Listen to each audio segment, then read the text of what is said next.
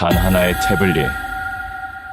펜타곤의 절대적 확신으로 쓰여진 보고서가 바로 이 태블릿 하나로 인해 멈춰섰습니다.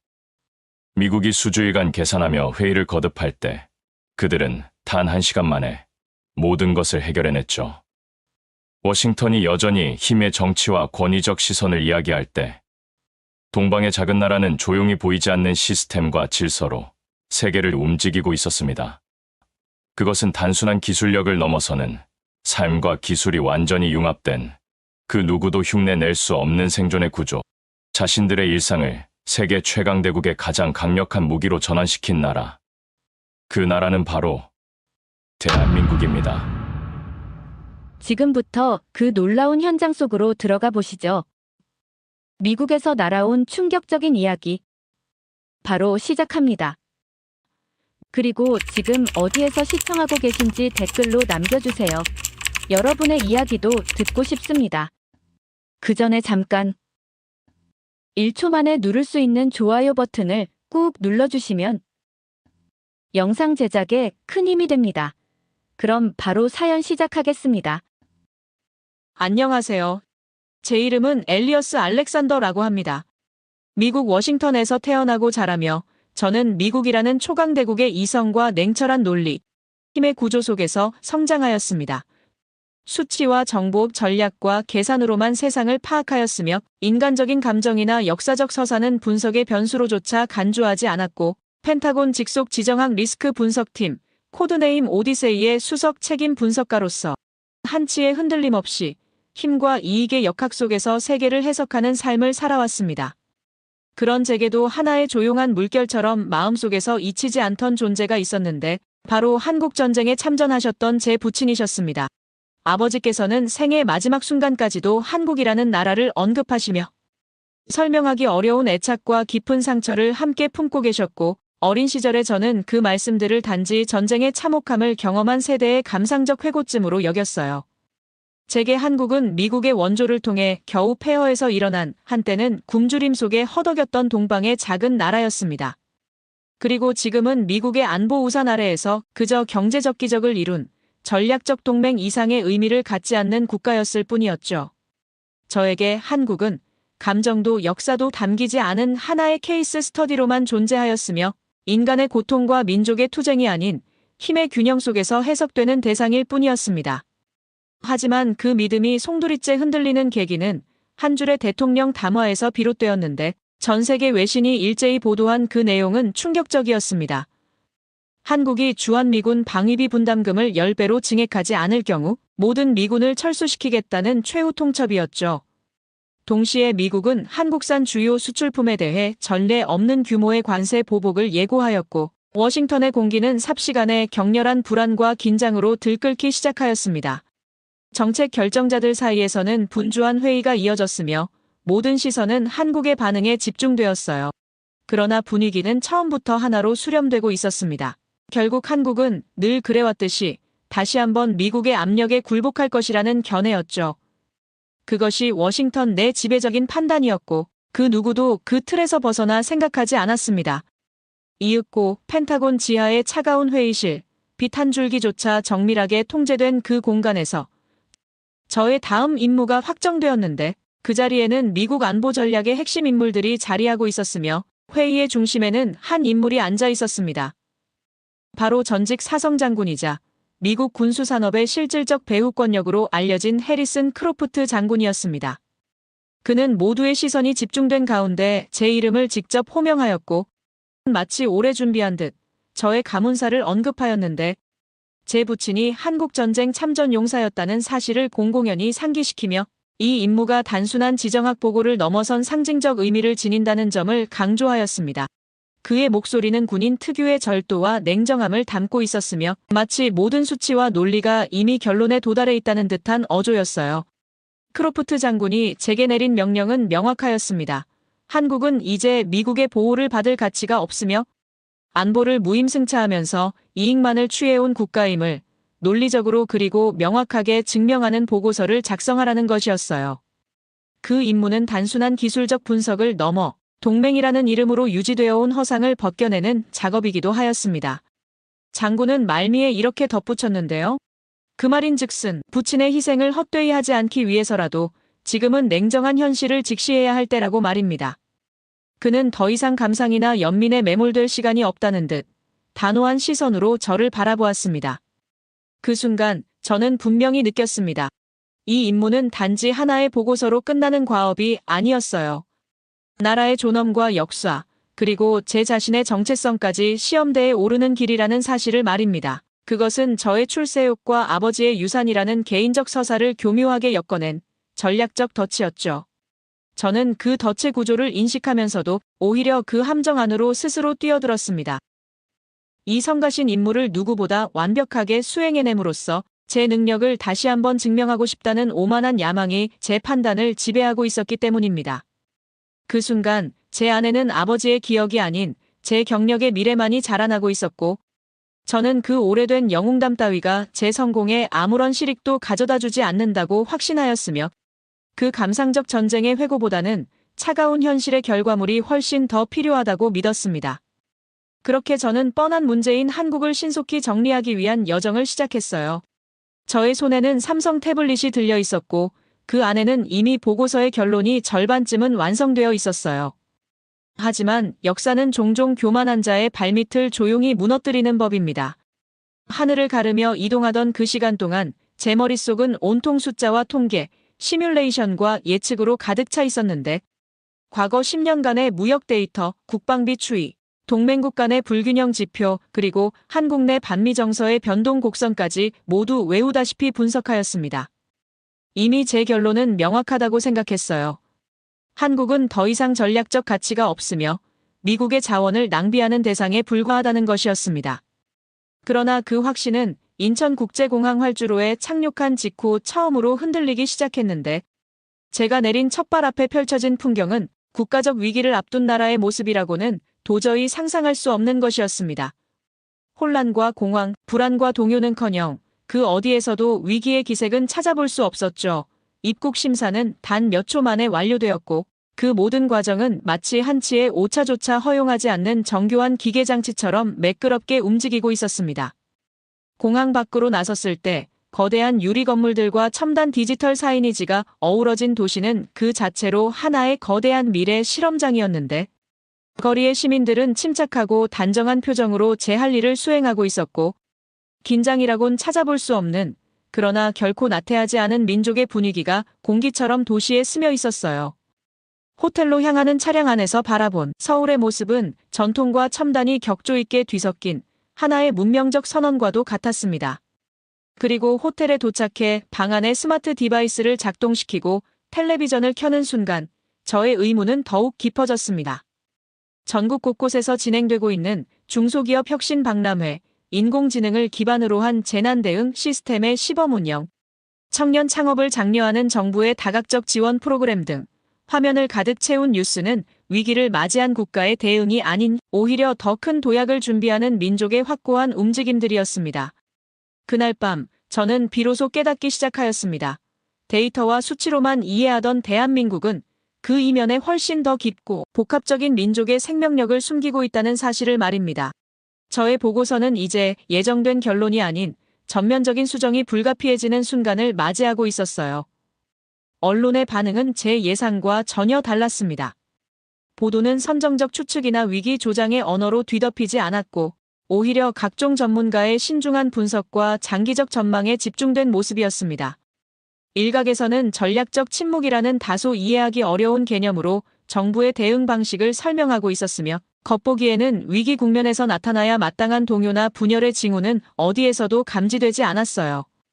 저는 미국에 있을 때까지만 해도 분명히 확신하고 있었습니다. 시장은 이미 붕괴의 신호를 내뿜고 있어야 했고, 사회는 극단적 정치 성향과 계층 갈등의 소용돌이 속에 빠져 있어야 했습니다. 하지만 현실은 그 모든 예측을 배반하고 있었습니다. 서울의 거리에는 질서가 있었고 평온이 흘렀습니다. 카페와 서점, 전통 찻집과 사찰에 이르기까지 일상의 공간들은 한결같이 고요한 리듬을 유지하고 있었어요. 그때 생전에 아버지께서 술 기운이 돌 때마다 꺼내시던 말씀이 문득 제 머릿속을 강하게 때리고 지나갔습니다. 아버지는 자주 한국인들은 결코 시끄럽고 큰 소리치지 않는다고 하셨습니다. 그들은 조용할 때가 가장 무서운 순간이며 침묵은 그들 특유의 내면적 결의가 응축되는 시간이라는 저로서는 이해할 수 없는 말을 반복하시곤 하셨습니다. 그 말씀은 한때 제게 오래된 참전 용사의 감상적 고백쯤으로 여겼었어요. 전쟁이라는 특수한 경험이 만들어낸 일종의 문화적 편견으로 치부하였고 냉철한 현실 분석에는 아무런 실효성도 없는 문장이었습니다. 그러나 지금 제가 마주한 서울의 정적은 그 말씀의 실체를 다시 생각하게 만들고 있었습니다. 눈앞에 펼쳐진 풍경이 단순한 침묵이 아니라 정제된 인내와 절제된 결속의 발현이라는 사실을 직감하였습니다. 마치 땅속 깊은 곳에서 은밀히 진동하는 마그마처럼 이 조용함은 오히려 무언가 거대한 결심과 준비의 신호처럼 느껴졌어요. 이 민족을 오랜 세월 관찰하고 경험한 자만이 남길 수 있는 하나의 지적 통찰일 수 있다는 가능성을 말입니다. 그 침묵은 체념이 아니라 결집이었고 두려움이 아니라 철저한 준비의 시간이었습니다. 저는 그제야 제게 부여된 임무의 본질을 의심하기 시작했는데 워싱턴의 회의실에서 쏟아져 나왔던 수많은 담론들, 그리고 제 손에 들려있던 수치와 정보들이 정작 서울의 거리에서는 단 하나의 진실도 입증하지 못하고 있었습니다. 이해할 수 없었기에 더 깊이 파고들기로 결심하였고 민심을 파악한다는 명분 아래 저는 서울의 일상 속으로 그 고요한 민족의 심연 속으로 한 걸음 더 내려가 보기로 하였습니다. 제 머릿속에는 여전히 한국을 과소평가하는 오만함이 남아 있었어요. 분명 어딘가에는 이 나라의 구조적 허점과 비효율이 존재할 것이라는 믿음이 있는 채 말이죠. 서울 중심의 한 카페, 저는 커다란 창가 자리에 앉아 태블릿을 꺼내 들었는데요. 제가 사용하던 이 태블릿은 미국 국방부가 공식 인증한 보안 플랫폼 녹스가 탑재된 최첨단 장비였으며 동료들은 왜 한국의 제품을 사용하는지 의아해하곤 하였지만 저는 최고의 전문가로서 그저 최고의 도구를 택했을 뿐이라고 응수하였습니다. 전원을 켜고 크로프트 장군이 기대할 법한 문장들을 하나씩 작성해 나가고 있었습니다. 이들의 평온함은 위기에 대한 무지의 결과이며 전략적 침묵이라는 개념은 무기력한 현실을 은폐하려는 정치적 수사에 불과하다는 식의 평가였어요. 그러나 바로 그 순간 사소해 보였던 하나의 우연이 제 세계를 완전히 뒤바꿔 놓았는데 손에 쥐고 있던 커피잔이 미끄러졌고 뜨거운 액체가 태블릿 위를 순식간에 덮쳤습니다. 치직하는 짧은 전기음과 함께 화면은 암전되었고 그와 동시에 제 심장도 그대로 얼어붙는 듯 하였습니다.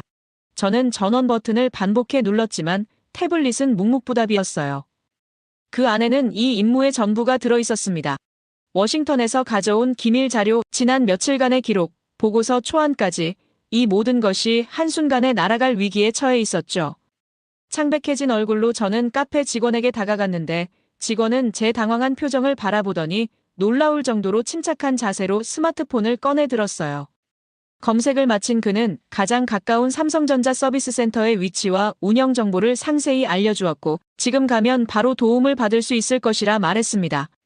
미국이었다면 절대로 상상조차 할 수 없는 침착하고 발빠른 대응이었습니다. 만약 서비스 센터를 갔었어도 긴 대기 시간과 복잡한 예약 절차, 그리고 관료적인 불통의 장벽들, 이것들이 제가 미국에서 느끼고 있는 익숙한 시스템이었죠.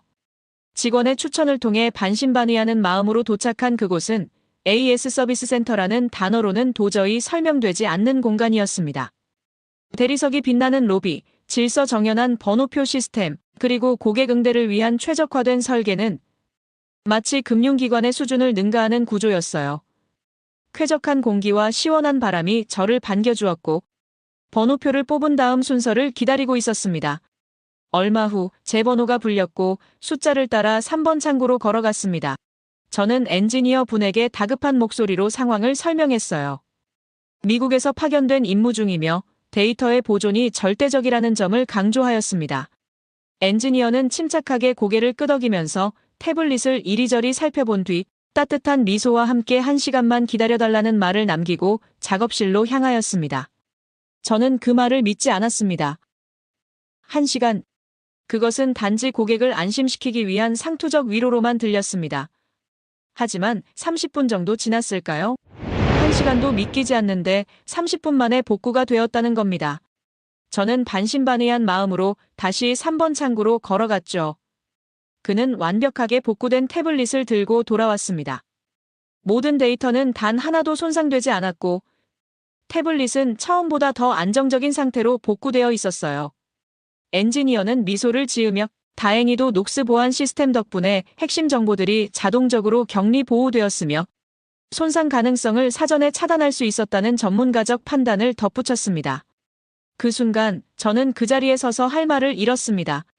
저의 임무, 미국의 전략적 명분을 정당화하기 위한 보고 임무는 바로 한국의 기술력과 시스템에 의해 완벽하게 구해졌던 것입니다. 이 기이한 아이러니 앞에서 저는 무너져 내렸어요. 과연 이 나라는 제가 분석하고 해체해야 할 문제적 대상이었을까요?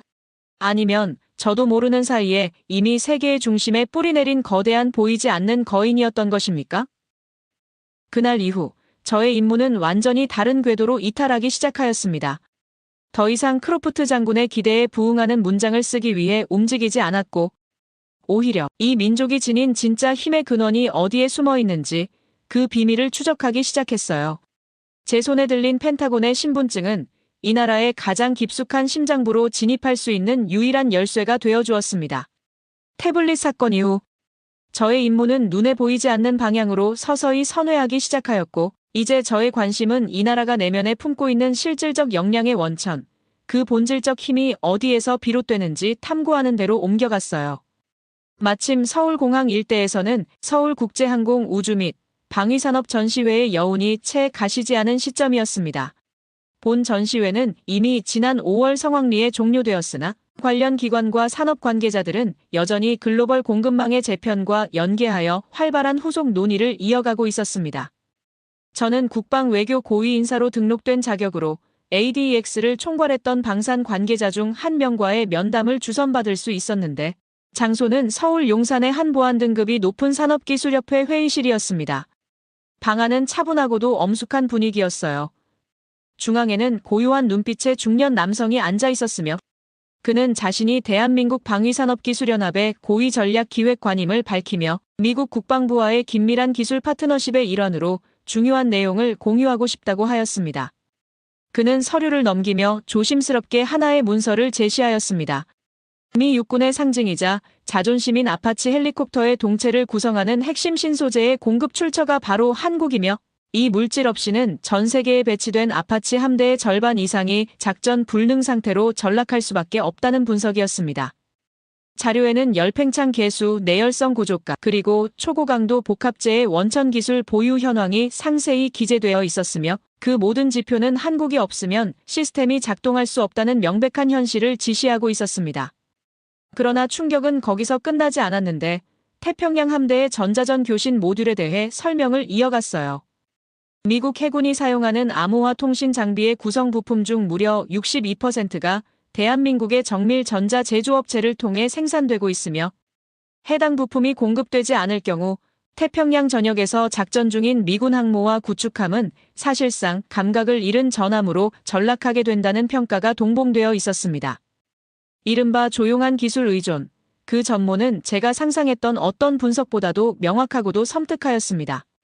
과거 미국의 원조를 받으며 폐허에서 재건되었다고 평가하던 그 나라가 이제는 전 세계 최강 군사력을 지탱하는 물리적 기반의 일부가 되어 있었으며 그것은 자립과 독립을 넘어 불가역적 연결을 의미하는 새로운 형태의 전략적 상호의존이었습니다.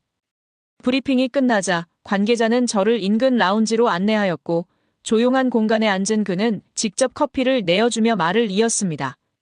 그 목소리는 낮고 담백하였지만 그 속에는 오랜 시간 축적된 무게가 담겨 있었어요. 그는 오늘날 이 기술들이 하루아침에 탄생한 것이 아니라고 말하였습니다. 수십 년 전 전쟁의 상흔이 도시의 폐허 위를 덮고 있을 때 이 땅에는 아무것도 없었다고 회고하였습니다. 그러나 바로 그 시절 한 세대는 눈앞의 폐허를 외면하지 않고 두 손으로 재건을 선택했으며 그 결과가 오늘날의 기술 주권으로 이어졌다는 것이었습니다. 제가 손에 쥐고 있던 보고서는 그 순간 의미를 상실하였습니다. 그것은 단지 동맹국을 분석한다는 명목 아래 진실을 편의적으로 왜곡하려는 기록에 불과하였으며 나아가 미국이 기억에서 지워버린 과거의 가치들을 무시한 일종의 퇴행적 사고의 산물이었어요. 저는 그제야 이해하게 되었습니다. 대한민국의 전략은 단순한 기술 축적이나 산업 규모에 있지 않았습니다. 그것은 기억하는 힘, 스스로를 잊지 않고 다시 정의하는 힘, 그리고 외세의 논리에 휘둘리지 않고 자립의 구조를 구축해낸 정신적 주권에 있었습니다. 서울에서의 마지막 밤, 저는 한강을 바라보며 깊은 생각에 잠겼어요. 그 강물은 과거의 폐허와 현재의 기적, 그리고 미래의 주권이 한데 흐르는 듯한 색채를 띠고 있었고, 그 고요한 수면 위로는 서울이라는 도시의 숨결과 한국이라는 국가의 정신이 비춰지고 있었죠. 무언가 거대한 흐름에 접속되었다는 직감이 들었습니다. 태블릿 하나에서 시작된 오만한 임무는 이제 저를 새로운 차원의 인식으로 이끌고 있었으며, 대한민국이라는 나라가 단지 성장한 동맹국이 아니라 자체의 논리와 속도, 기억과 비전을 가진 독립된 주체임을 인정하지 않을 수 없었습니다. 그리고 저는 다시 워싱턴으로 돌아왔어요. 비행기 창밖으로 보이던 포토맥 강은 그 어느 때보다도 묵직한 색을 띠고 있었습니다.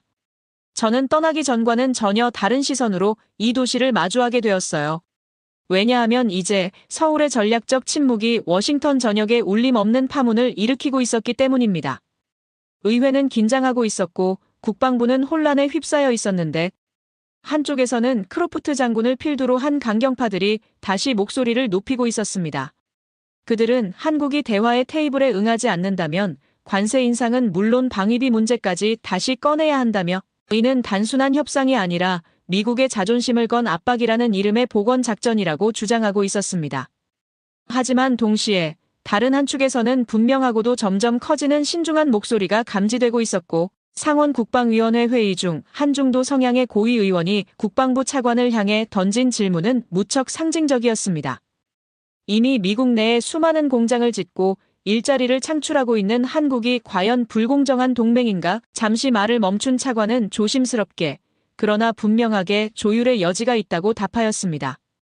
워싱턴은 스스로에게 질문하기 시작한 것입니다. 혹시 우리가 틀렸던 것은 아닐까? 그 순간 한국의 침묵은 거울이 되었습니다. 그 거울 속에서 미국은 자신의 오만한 얼굴과 일방적인 압박의 역사를 마주하기 시작하였어요. 그리고 인간은 자기 자신을 인식하는 순간 가장 격렬하게 반응하는 법입니다. 바로 그 균열 틈으로 서울이 던진 보이지 않는 메시지 하나가 날아들고 있었습니다. 역관세 시나리오라는 이름의 한 줄기 소문이었죠. 국방 전문 매체에서 활동 중인 오랜 지인을 통해 접한 이 시나리오는 처음에는 허무맹랑하게 들렸어요. 한국이 미국산 제품에 역으로 관세를 부과한다는 전례 없는 상상은 비현실적으로 보였습니다.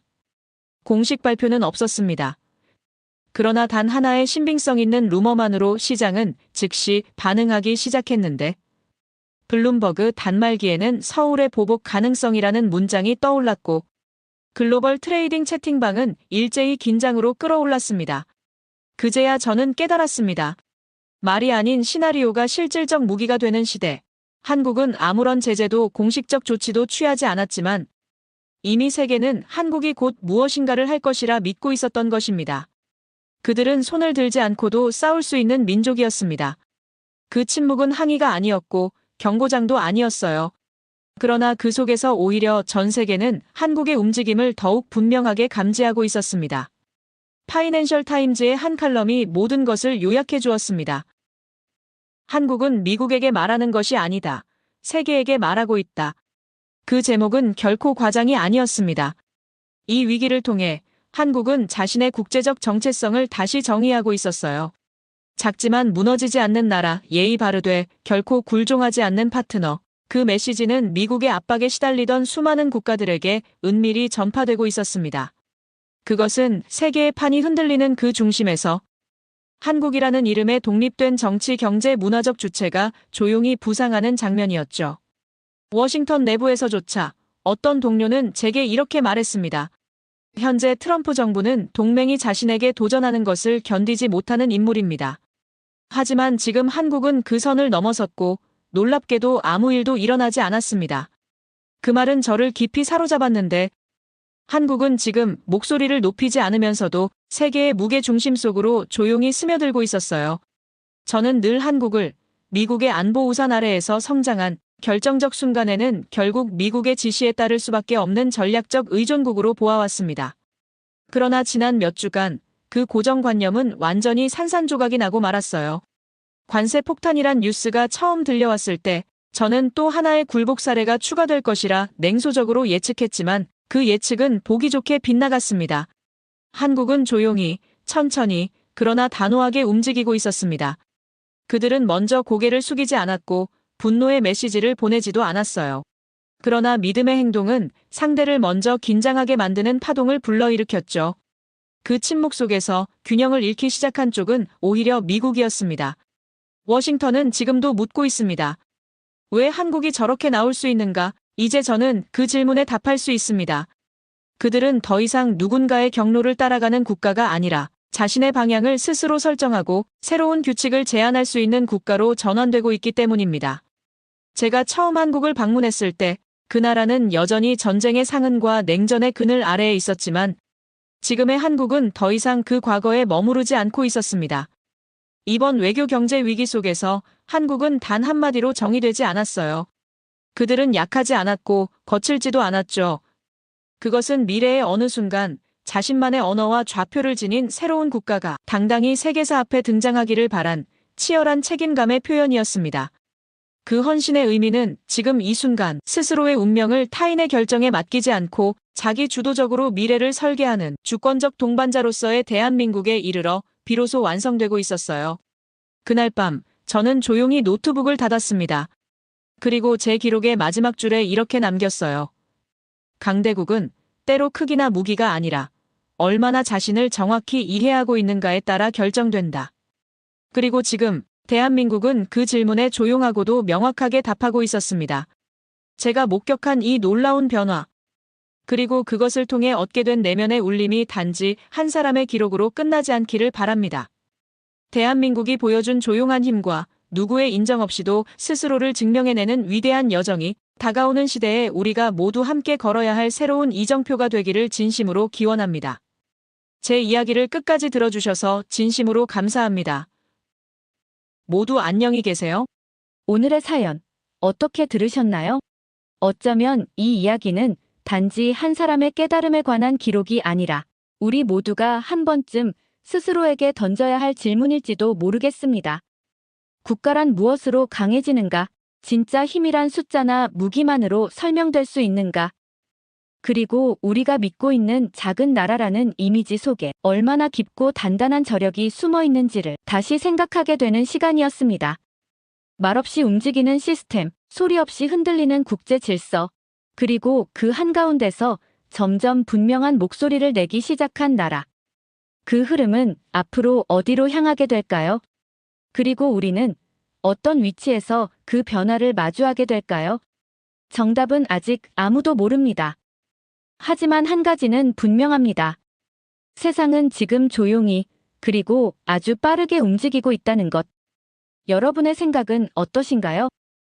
두 눈으로 보고도 믿기 어려운 일이 벌어졌습니다. 세계 최강국 미국의 하버드 엘리트가 한국 방문 단 하루 만에 완전히 패배를 인정했는데 수십 년간 앞서 있다고 자부하던 모든 분야에서 한국은 이미 미래로 도약해 있었고 불과 며칠 전까지만 해도 후진국이라 여겼던 이 나라의 실체 앞에서 미국의 모든 우월감은 한순간에 무너져 내렸습니다.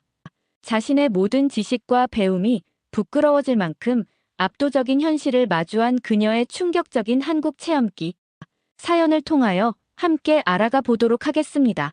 그 전에 잠깐 1초 만에 누를 수 있는 좋아요 버튼을 꾹 눌러주시면 영상 제작에 큰 힘이 됩니다. 그럼 바로 사연 시작하겠습니다. 안녕하세요. 저는 하버드 대학교 언론학과에 다니고 있는 니키 엘링슨이라고 합니다. 저의 가장 큰 꿈은 CNN에 입사해서 세계를 누비는 다큐멘터리 PD가 되는 것입니다. 미국의 위상을 전 세계에 알리고 영향력을 확장하는 데 기여하고 싶어요. 언론학과에 지원했을 때부터 이런 꿈을 품고 있었습니다. 세계 정세는 미국을 중심으로 돌아가는 것이 당연하다고 생각했고 그 중심에서 저도 한 몫을 하고 싶었어요. 언론학과에 입학한 후에는 그 기대감이 더욱 커졌는데요.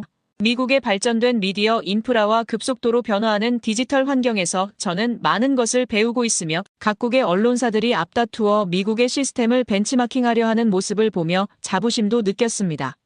그런데 한 가지, 제가 언제나 의식적으로 피해온 것이 있어요. 바로 한국에 관한 모든 것입니다. 주변에서 한국 드라마나 K-팝이 화제가 될 때마다 저는 슬그머니 자리를 피했고 한국 음식점 앞을 지날 때면 일부러 시선을 돌렸어요. 동기들이 한국 미디어의 급부상에 대해 토론할 때도 저는 참여하지 않았습니다. 왜 그렇게 한국을 피하니? 라는 질문을 받을 때마다 적당히 얼버무렸어요. 한때는 이런 제 모습이 합리적인 선택처럼 느껴졌습니다. 하지만 사실 이것은 어린 시절의 깊은 상처와 연결되어 있어요. 5살 때 한국인 어머니가 아무런 이유도 설명 없이 저를 버리고 떠났거든요. 그 충격은 어린 제게 지울 수 없는 흔적으로 남았습니다. 아버지는 그 상황을 설명하지 않았고 저는 엄마가 저를 사랑하지 않아서 떠났다고 믿게 되었어요. 그 이후로 아버지와 둘이서 생활했는데 불행히도 제가 12살 때 아버지마저 병으로 세상을 떠났습니다. 친척들의 보살핌 속에 자랐지만 엄마에 대한 원망은 계속 마음속에 쌓여갔어요. 한국과 관련된 모든 것이 그 상처를 건드리는 것 같았습니다. 그래서 한국 문화가 미국에서 수확을 거두며 인기를 얻을 때에도 저는 철저히 무시했어요. 이런 거부감은 제 정체성의 일부가 되었습니다. 대학에 들어와서도 마찬가지였는데 수업에서 글로벌 미디어 트렌드를 다룰 때마다 한국이 언급되면 귀에 거슬렸습니다. 친구들이 한국 예능이나 음악을 추천해도 전혀 관심을 보이지 않았어요. 그러다 보니 주변 사람들은 제가 왜 그렇게 한국을 피하는지 의문을 품었습니다. 때로는 친구들이 농담처럼 니키, 혹시 전생에 한국에서 안 좋은 일 있었어? 라고 물어보기도 했어요. 그럴 때마다 웃으면서 넘겼지만 실제로는 현생에서 일어난 일 때문이었습니다. 엄마가 떠난 이유에 대한 해결되지 않은 의문은 제 마음 깊숙이 자리 잡았어요. 가끔은 그 경악스러운 순간이 꿈에 나타나기도 합니다. 어린 제가 현관문 앞에 서서 엄마를 부르는 장면이요. 하지만 저는 이런 감정들을 철저히 억누르며 살아왔습니다. 그래서 제 삶에서 한국은 존재하지 않는 나라였어요. 지금도 그렇게 살아갈 수 있다고 생각했습니다. 세계 언론 비교 수업은 제가 가장 기대했던 강의 중 하나였습니다. 교수님은 언론계의 전설적인 인물로 CNN에서 오랫동안 일하셨던 분이었거든요. 첫 수업에서 교수님은 여러분이 미국 중심적 사고에서 벗어나 글로벌 미디어 환경을 객관적으로 바라볼 수 있기를 바랍니다. 라고 말씀하셨어요. 저는 그 말이 그저 형식적인 인사라고 생각했습니다. 미국의 미디어 시스템이 세계에서 가장 발달한 것은 누구나 인정하는 사실이니까요. 그런데 몇 주 후 교수님이 중간 과제를 발표하셨을 때 제 자신감은 산산조각 났습니다. 아시아의 디지털 혁신과 미디어 발전이라는 주제로 보고서를 작성하는 것이었어요. 특히 한국의 첨단 정보 기술과 미디어 환경을 중점적으로 연구하라는 지시였습니다. 저는 순간 숨이 막혔어요. 다른 모든 나라가 있는데 하필 한국이라니. 그것도 중점적으로 연구하라니요. 교수님, 다른 아시아 국가는 안 될까요? 중국이나 일본이 규모나 영향력 면에서 더 의미 있지 않을까요? 라고 조심스럽게 물었습니다. 교수님은 단호하게 고개를 저으셨어요. 니키, 최근 디지털 미디어 혁신 분야에서는 한국이 세계를 선도하고 있어. 특히 5세대 이동통신과 소셜미디어 플랫폼 활용 면에서는 미국보다 앞서 있다고 볼 수 있지. 이번 기회에 새로운 시각을 가져보길 바라네. 저는 교수님의 말씀에 겉으로는 수긍했지만 속으로는 반발심이 일었습니다. 미국보다 앞서다니 말도 안 되는 소리라고 생각했어요. 과제를 시작하면서 저는 아시아 국가들의 미디어 환경을 대충 조사했습니다. 중국은 거대한 시장과 검열 시스템을, 일본은 전통적인 미디어 구조를 자세히 다루었지만 한국에 대해서는 급속히 발전하는 중이라는 한 줄로 끝냈어요. 솔직히 말하면 한국에 대해 조사하는 것 자체가 저에게는 고통스러웠습니다. 그 나라의 이름을 타이핑하는 것조차 불편했어요. 과제를 제출한 일주일 후 성적이 발표되었습니다. D학점이었어요. 하버드에 입학한 이후 처음 받아보는 충격적인 성적이었습니다. 교수님의 피드백은 더욱 가슴에 박혔어요. 니키의 보고서에는 아시아 미디어에 대한 깊은 편견이 드러나 있습니다. 특히 한국의 디지털 미디어 혁신에 대한 분석이 전무한 점은 매우 실망스럽습니다. 객관적 시각으로 재조사하기를 권고합니다. 울분이 치밀었지만 한편으로는 불안감도 들었어요. 이 과목에서 좋은 성적을 받지 못하면 제 꿈에 큰 타격이 될 테니까요. 교수님을 찾아가 면담을 요청했습니다. 교수님, 제가 다시 조사해서 보고서를 제출할 기회를 주실 수 있을까요? 교수님은 잠시 저를 바라보시더니 고개를 끄덕이셨어요. 물론이지, 하지만 이번에는 직접 현장 조사를 해보는 건 어떨까요? 마침 다음 달에 서울에서 아시아 디지털 미디어 컨퍼런스가 열려 학과에서 선발된 학생들을 파견할 예정인데 니키가 참여해보면 좋겠네.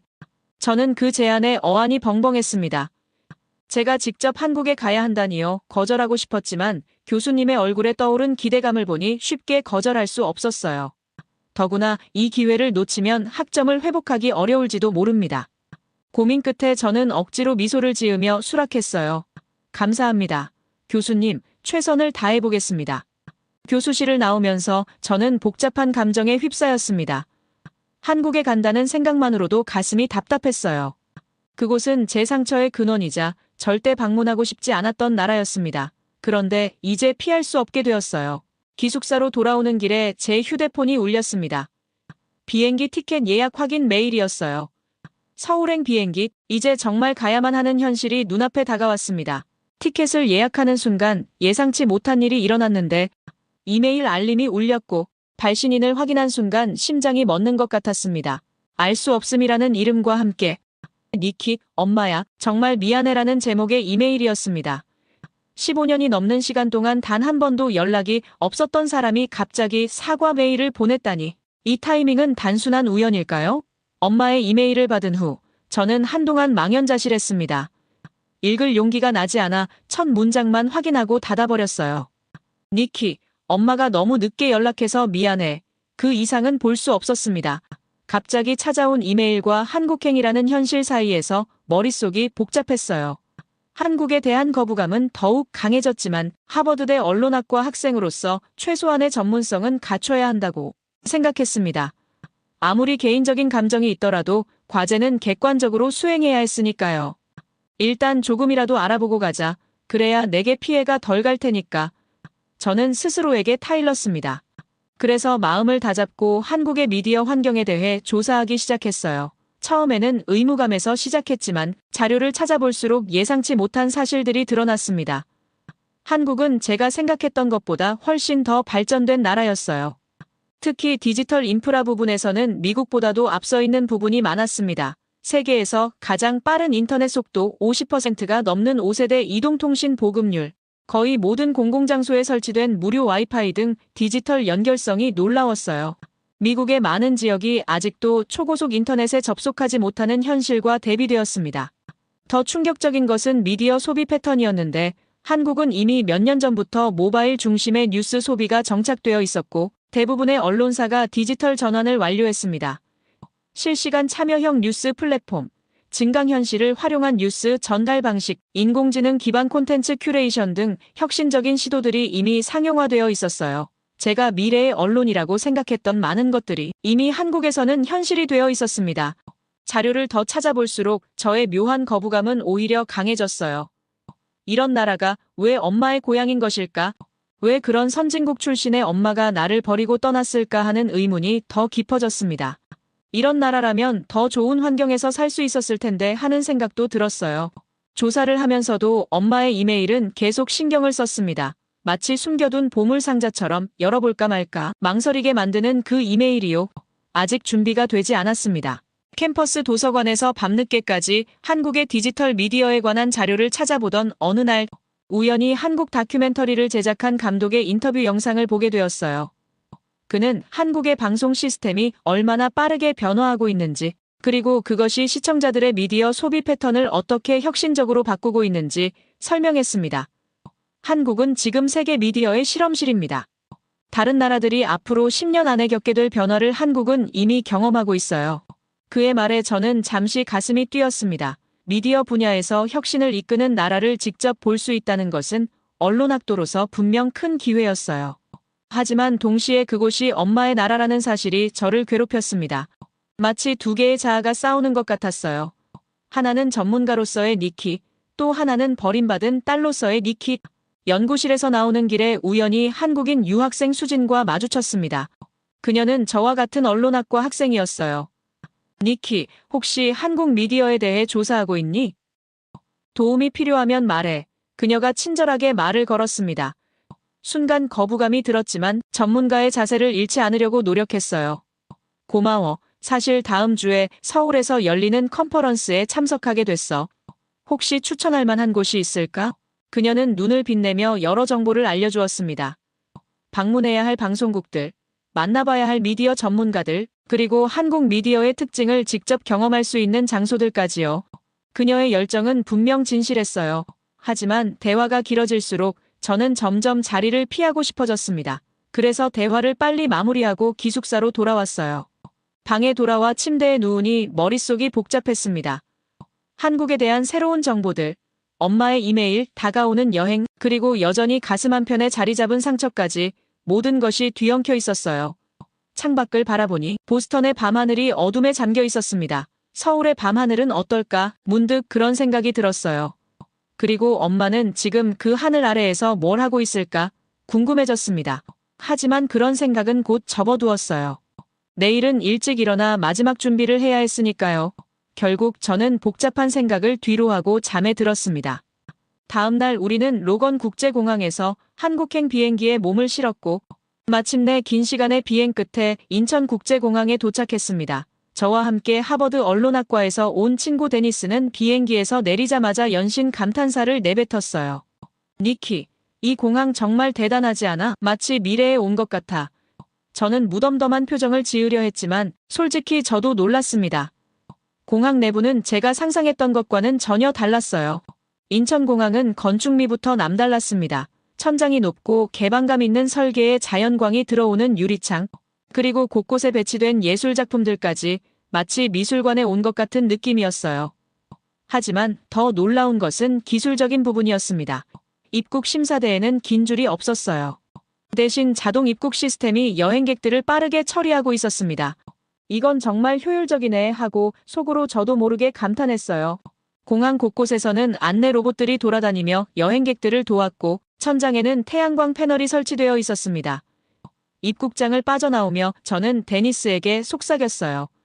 생각보다 발전된 것 같아. 데니스는 고개를 끄덕이며 말했습니다. 듣던 것보다 훨씬 더 앞서 있어. 미국 공항들이 이것보다 낙후된 이유를 이해할 수 없어.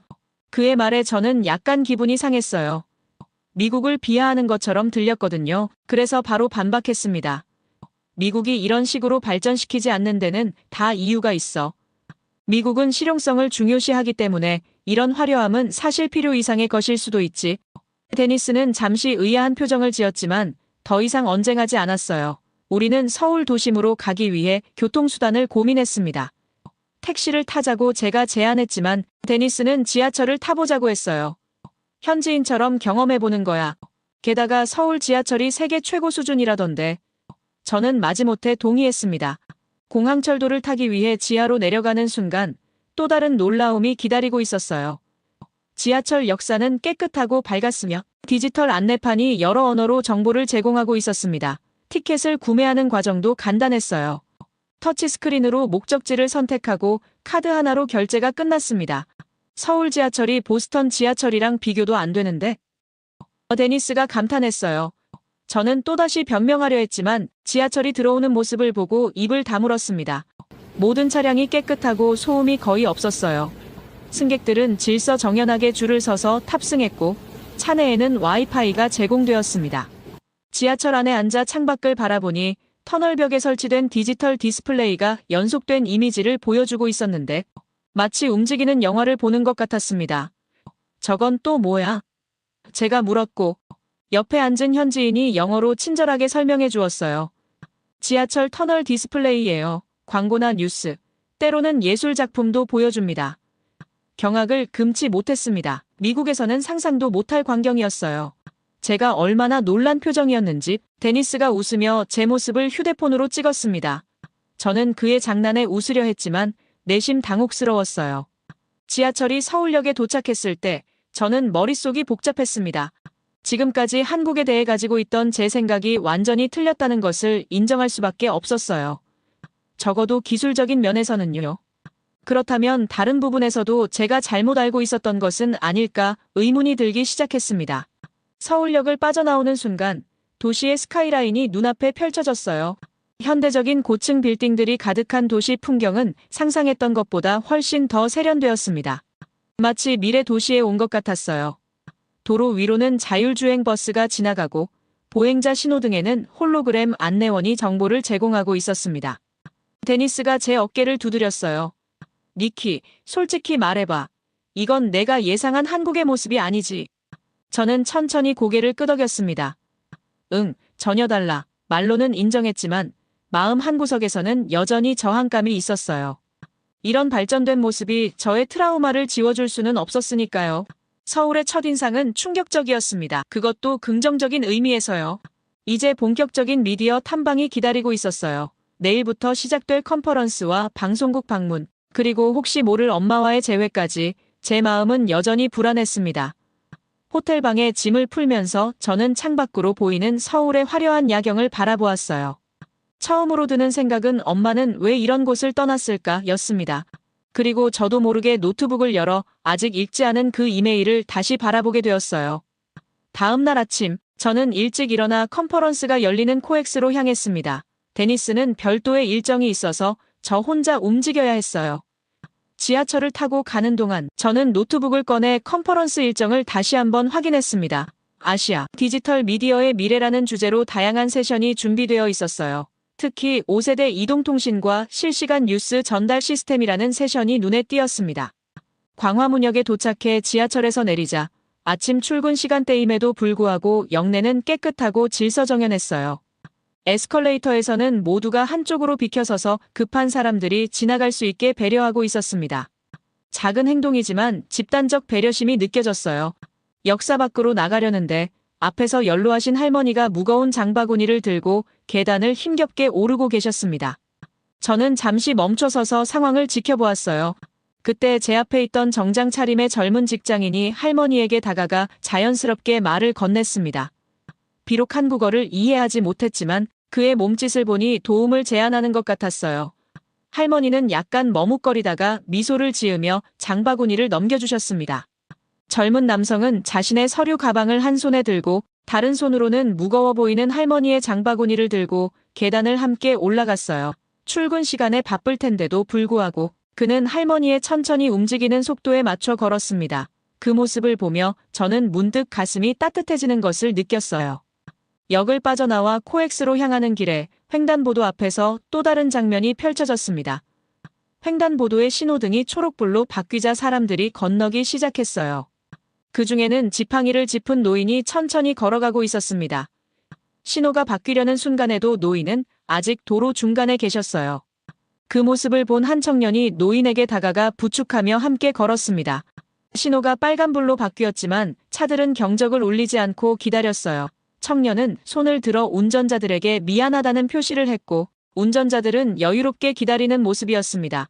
그제서야 저는 미국에서라면 분명 여러 대의 차들이 경적을 울렸을 거라는 생각이 들었어요. 이런 작은 순간들이 제게는 큰 울림으로 다가왔습니다. 한국의 기술적 발전만큼이나 인상적인 것은 사람들 사이에 이런 따뜻한 배려였어요. 차가운 도시 속에서도 느껴지는 인간적인 온기가 있었습니다. 그것은 제가 예상하지 못했던 한국의 모습이었어요. 코엑스에 도착해 컨퍼런스장으로 들어가니 이미 많은 참가자들이 자리를 잡고 있었습니다. 주변을 둘러보니 다양한 국적의 사람들이 모여 있었고 특히 아시아 각국의 미디어 관계자들이 눈에 띄었습니다. 첫 번째 기조 연설은 한국 최대 방송사의 기술 이사가 맡았어요. 그는 영어로 유창하게 발표를 시작했습니다. 오늘날 미디어는 단순한 정보 전달을 넘어 사람과 사람을 연결하는 따뜻한 통로가 되어야 합니다. 그의 말에 저는 귀를 기울였어요. 방금 거리에서 목격한 장면들이 떠올랐습니다. 발표자는 한국의 최신 미디어 기술을 소개했어요. 인공지능 뉴스 큐레이션, 증강현실을 활용한 재난보도, 시민 참여형 뉴스 플랫폼 등 기술적으로 놀라운 혁신들이었습니다. 하지만 더 인상적인 것은 이 모든 기술이 사람을 위한 기술이라는 철학 아래 개발되고 있다는 점이었어요. 우리의 목표는 단순히 빠른 정보 전달이 아닙니다. 더 정확하고 더 따뜻하며 더 의미 있는 정보를 통해 사회적 연대를 강화하는 것입니다. 그의 말에 저는 깊이 공감했어요. 아침에 본 장면들처럼 기술이 발전해도 인간적인 따뜻함을 잃지 않는 미디어의 역할에 대해 생각하게 되었습니다. 점심시간에 저는 현지 기자들과 함께 식사를 하게 되었어요. 그들은 외국인인 저에게 매우 친절하게 대해주었고 한국 미디어 환경에 대해 많은 이야기를 들려주었습니다. 특히 인상 깊었던 것은 그들이 강조한 정의라는 개념이었어요. 우리 한국인에게 정은 매우 중요한 가치예요. 그것은 단순한 감정이 아니라 사람과 사람 사이의 깊은 유대감을 의미합니다. 한 여성 기자가 설명해 주었어요. 우리의 미디어도 이 정을 담아내려고 노력해요. 단순히 차가운 사실만 전달하는 것이 아니라 그 속에 인간적인 이야기를 담아내려고 합니다. 저는 그녀의 말에 깊이 생각했습니다. 미국의 언론 교육에서는 객관성과 중립성을 최우선으로 가르치지만 때로는 그것이 너무 메마르고 딱딱하게 느껴질 때가 있었어요. 어쩌면 정의라는 개념이 현대 저널리즘의 새로운 방향을 제시할 수도 있겠다는 생각이 들었습니다. 컨퍼런스가 끝나고 저는 도시를 좀 더 둘러보기로 했어요. 지하철을 타고 경복궁 방향으로 향했습니다. 역에서 내려 걷는 동안 저는 오늘 경험한 모든 것들을 되새겨 보았어요. 최첨단 기술과 따뜻한 인간미가 공존하는 이 도시는 제가 상상했던 한국의 모습과는 완전히 달랐습니다. 문득 엄마가 왜 이런 나라를 떠났을까 하는 의문이 다시 들었어요. 그리고 처음으로 어쩌면 엄마에게도 어쩔 수 없는 사정이 있었을지도 모른다는 생각이 들었습니다. 지금까지 저는 엄마가 저를 사랑하지 않아서 떠났다고 굳게 믿어왔어요. 하지만 오늘 본 한국인들의 따뜻함을 생각하면 그것이 진실일까 하는 의구심이 들기 시작했습니다. 저는 호텔로 돌아가 엄마의 이메일을 읽어볼 용기를 내보기로 마음먹었어요. 하지만 여전히 마음속에선 해결되지 않은 엄마와의 문제가 남아 있었습니다. 마지막 일정을 마치고 돌아온 저는 오랫동안 미뤄왔던 결정을 내렸습니다. 엄마의 이메일을 읽어보기로 한 거예요. 노트북을 열고 그 이메일을 찾아 떨리는 손가락으로 클릭했습니다. 화면에 글자들이 나타났어요. 니키, 엄마가 너무 늦게 연락해서 미안해. 15년이 넘는 시간 동안 너에게 한 번도 제대로 설명하지 못했구나. 내가 한국에 오는 소식을 들었어. 만약 가능하다면 만나고 싶어. 모든 이야기를 들려주고 싶어. 저는 엄마가 적어놓은 번호로 전화를 걸었어요. 그리고는 지금 공항으로 향하고 있다고 말했습니다. 공항에서 잠깐 보는 것밖에 안 될 거라고 했지만 엄마는 공항에서 잠깐이라도 얼굴을 보겠다고 했어요. 엄마가 제게 답장을 했다는 사실 하나만으로도 저는 이상하게 들떴습니다. 그리고 공항에서 출국 시간을 몇 시간 남겨놓지 않았을 때 엄마를 만났어요. 엄마는 한눈에 저를 알아봤습니다. 아주 어릴 때 헤어지고 처음 봤지만 한눈에 들어오더라고요. 엄마는 미안하다며 저를 보고 눈물부터 흘리셨어요. 그리고는 오래된 이야기를 꺼내셨습니다. 엄마는 처음 미국으로 시집 갔을 때 시부모님의 강한 반대에 부딪혔다고 하셨어요. 그렇지만 뱃속에 제가 있었기 때문에 어쩔 수 없이 가족으로 맞아주셨다고 했죠. 엄마는 제가 있었기에 할머니 할아버지의 모진 말과 행동을 견딜 수 있다고 하셨어요. 그런데 당시 한국에 있던 외할머니로부터 충격적인 소식을 들었다고 했어요. 외할머니가 큰 병에 걸리셨고 당시 병원비를 마련할 방법이 없었다고 했습니다. 그때 시댁에서 제안을 하나 하셨대요. 이대로 저를 놔두고 한국으로 가서 쭉 돌아오지 말라고. 그러면 모든 병원비를 다 내주겠다는 말을 했다고 했습니다. 저는 입을 틀어막을 수밖에 없었어요. 어떻게 그렇게 할 수 있는지 이해가 가지 않았죠. 그때 당시 엄마는 그 말을 듣고도 고민을 했대요. 외할머니도 중요하지만 딸인 저도 중요했기 때문이라고 했죠. 그런데 이대로 외할머니를 두면 외할머니는 죽을 수밖에 없는 상황이었고 엄마에겐 선택지가 없다고 했습니다. 눈물을 머금고 모든 것을 포기하는 심정이었다고 해요. 그리고 혹시나 돈을 갚거나 시간이 어느 정도 지나면 저를 볼 수 있게 되지 않을까 하는 기대를 했다고 했어요. 그리고 그 이후 저와 연락하려 많은 시도를 했다고 했습니다. 그렇지만 시댁에서는 주소도 바꾸고 연락처도 모두 바꾸고 엄마의 연락을 피했다고 하더라고요. 하지만 엄마는 어떻게든 저를 찾으려 노력했다고 하셨어요. 그러다 제가 하버드 언론학과에 다닌다는 사실을 최근에 알게 되었고 학교에 문의해 알게 된 이메일로 연락을 했다고 했죠. 저는 그제서야 모든 것이 이해가 되었고 엄마가 안쓰러워졌습니다. 저를 버린 게 아니라는 안도감에 엄마를 끌어안고 울었죠. 그렇게 공항에서 한참을 엄마와 부둥켜 안고 울었습니다. 저는 엄마의 손을 꼭 잡고 매일 드린다고 말씀드렸고 엄마는 이렇게 만나줘서 제 얼굴을 볼 수 있어서 그것만으로도 너무 행복했다며 곧 보자고 얘기했어요. 그렇게 저는 미국행 비행기에 올랐습니다. 비행기에 오르면서 엄마에게 긴 편지를 썼어요.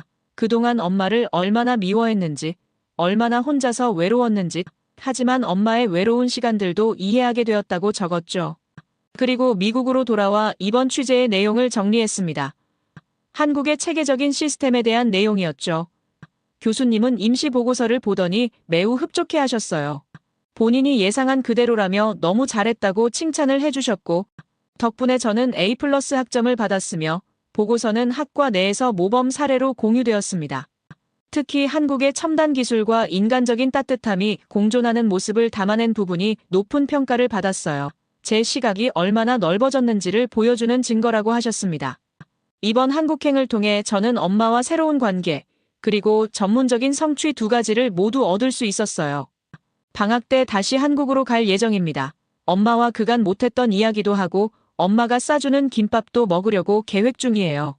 물론 할아버지와 할머니에게 이번 일에 대해 아직 말하지 못했어요. 무슨 말을 꺼내야 할지 모른다고 생각했거든요. 엄마와 얘기를 해보고 나서 제 마음을 정할 생각입니다. 어쩌면 그들도 나름의 사정이 있었을지 모르니까요. 한국에서의 경험은 제 인생을 완전히 바꿔놓았습니다. 기술적으로 발전한 나라의 모습도 놀라웠지만 그 속에 녹아있는 따뜻한 정과 사람 사이의 배려가 더 큰 감동으로 다가왔어요. 그리고 무엇보다 오해했던 엄마와의 관계를 회복할 수 있었다는 것이 가장 큰 수확이었습니다. 이제 저는 두 개의 고향을 가진 셈이에요. 미국과 한국, 그 두 곳에서 저의 정체성을 찾아가는 여정이 이제 시작되었습니다. 제 이야기를 끝까지 들어주셔서 감사합니다. 모두 안녕히 계세요. 오늘의 사연 어떻게 들으셨나요? 미국에서 나고 자란 하버드 엘리트가 한국을 방문하며 겪은 충격적인 경험과 오랜 시간 오해했던 진실을 마주하는 감동적인 이야기였습니다. 때로는 우리가 확신하던 생각이 얼마나 편향되고 제한적일 수 있는지 보여주는 소중한 교훈이 아닐까 싶네요. 첨단 기술과 따뜻한 정이 공존하는 한국의 모습, 그리고 어머니의 가슴 아픈 선택까지 모든 것이 새로운 시각을 열어주는 계기가 되었습니다. 앞으로 그녀가 두 나라의 문화 사이에서 어떤 여정을 걸어갈지, 또 할머니 할아버지와는 어떤 대화를 나눌지 궁금해집니다. 여러분의 생각을 아래 댓글에 남겨주세요. 그리고 감동적인 사연을 주변 사람들과 공유하고 함께 이야기 나눠보세요. 마지막으로 1초밖에 걸리지 않는 구독과 좋아요, 알림 설정은 영상 제작에 큰 힘이 됩니다. 지금까지 감동을 담아 여러분께 진심을 전하는 감동담기였습니다. 오늘 하루도 행복한 하루 보내세요.